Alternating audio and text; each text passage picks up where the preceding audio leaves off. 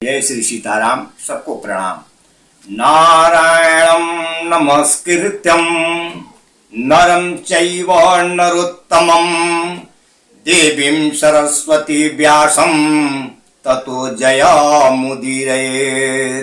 शशंखचक्रं शकरीटकुण्डलं सपीतवस्त्रं शरशिरुहेक्षणम् सहारवक्षस्थलकौस्तुभं श्रियं नमामि विष्णु शिरसा चतुर्भुजम्।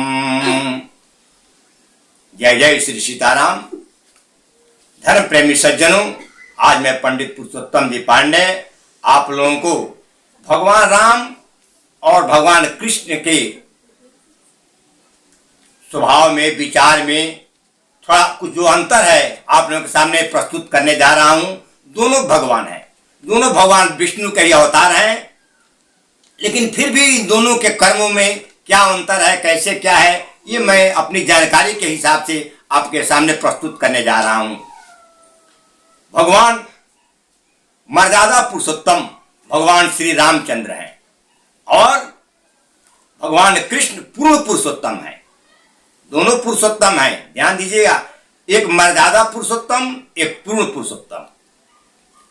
भगवान राम जो है वो सरल हैं, यही अंतर है दोनों में।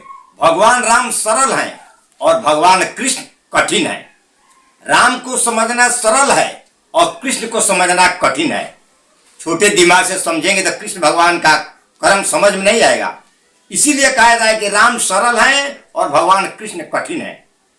देखिए, लिखने में भी भगवान राम का नाम सीधा है राम, लेकिन भगवान कृष्ण का नाम लिखने में भी और उच्चारण में भी अंतर है। कृष्ण कहने में होता है कि जीभ घूम जाता है, कृष्ण कहने में भी और लिखने में भी कृष्ण आसान नहीं है, लेकिन भगवान राम का नाम लिखने में भी आसान है, उच्चारण में भी आसान है। और भगवान कृष्ण का नाम लिखने में भी कठिन है, उच्चारण में भी कठिन है।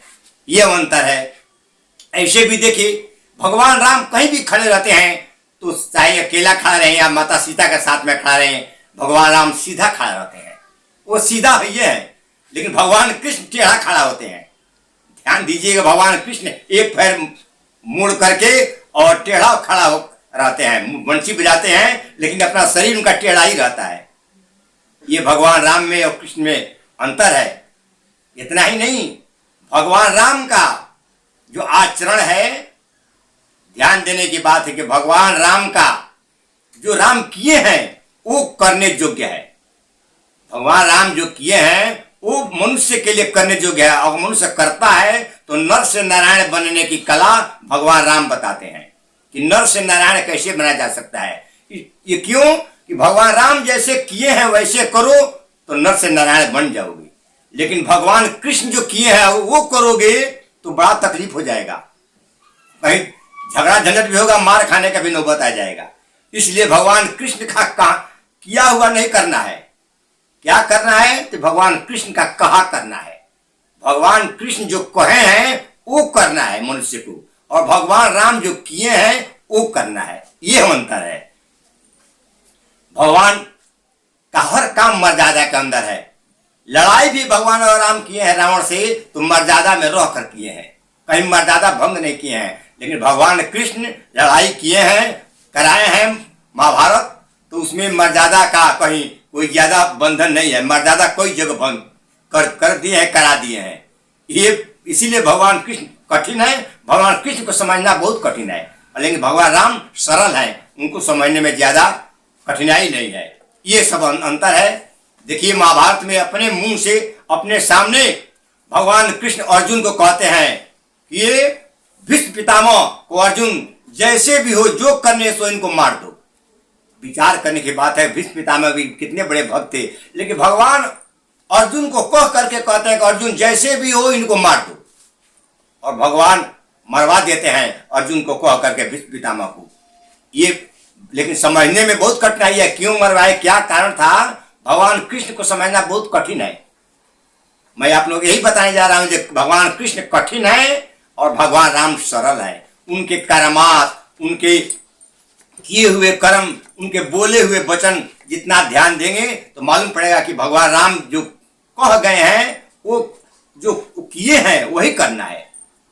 भगवान अपने जीवन में जैसे जैसे किए हैं कि प्रातः काल उठ के रघुनाथा गुरु पितु मातु के ना वही माथा, ये उनका कर्म है। भगवान राम जो किए हैं आप भी करके देखिए क्या होता है। लेकिन भगवान कृष्ण जो किए हैं और वो करेंगे तो बहुत नुकसान होगा। इसलिए भगवान कृष्ण का किया नहीं करना है, वो जो कह गए हैं वो करना है।